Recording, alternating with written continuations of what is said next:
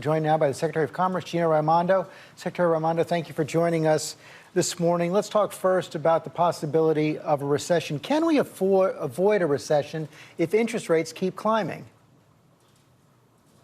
Good morning, George. Good to be with you. I think we can. So let me say this. The economy in the past year and a half has been growing at unprecedentedly high rates, 5, 6%.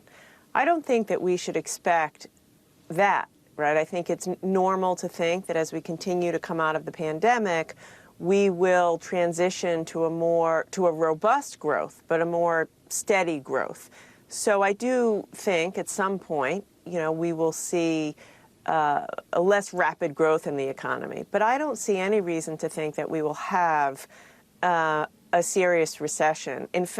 By no measure, right? We've recovered all the jobs since the pandemic. People's household balance sheets are strong. Companies are doing well. Companies are hiring. Companies are growing.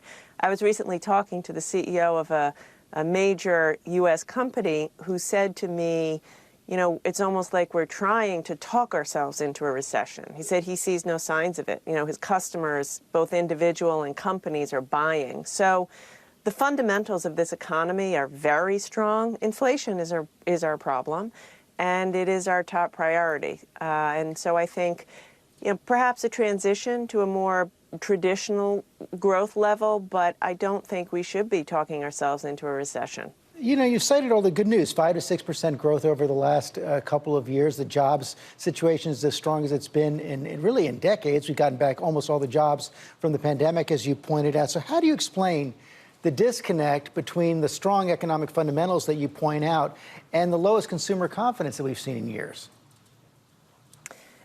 Inflation, one word. And people talk about it in different ways. But if you ask folks what they're worried about, they'll either say grocery store prices are high, food prices are high, energy prices, gas prices. That's in people's daily lives, right? So if every day you're confronted with these high prices, it's hard on folks. And the president has just said that, in that clip that I heard. It's tough for people. That's why it's the president's number one priority. It's our number one priority to get a handle on these prices. And we will. The Fed is taking strong action.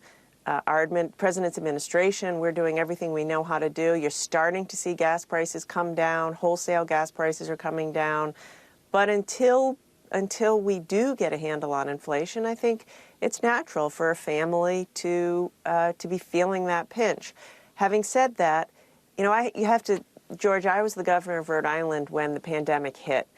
State of 1 million people. At one point in time, we had 15% of our population collecting unemployment insurance.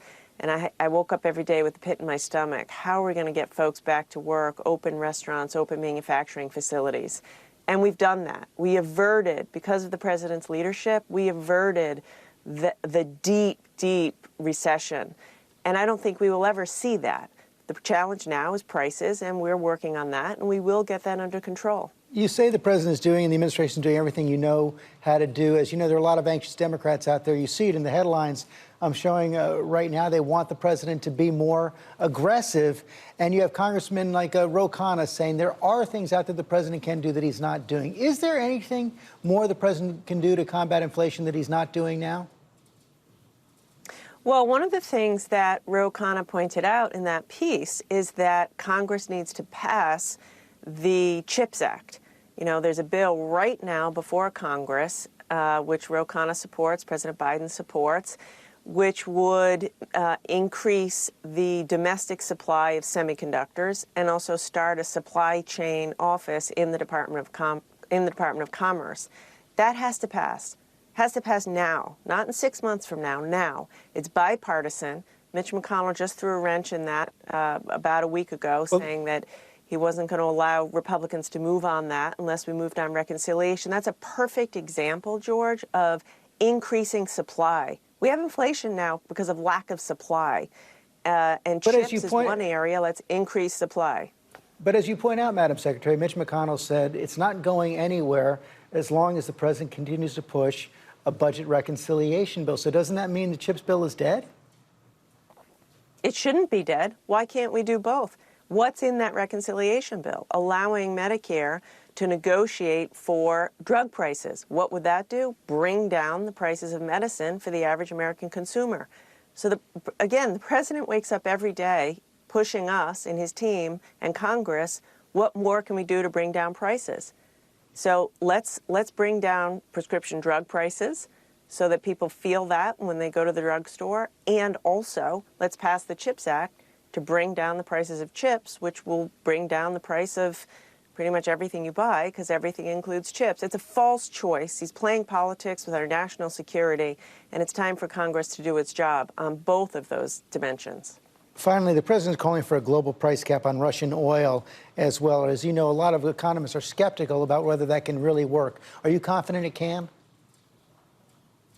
I think it can. Yes, I think it can. And by the way, you know, you mentioned that, you know, gas prices are up over $1.50 a gallon since Putin began his war. And so we need to do everything we can to end that war as quickly as possible. Secretary Raimondo, thanks for your time this morning. Thank you. Hi, everyone. George Stephanopoulos here. Thanks for checking out the ABC News YouTube channel. If you'd like to get more videos, show highlights, and watch live event coverage, click on the right over here to subscribe to our channel. And don't forget to download the ABC News app for breaking news alerts. Thanks for watching.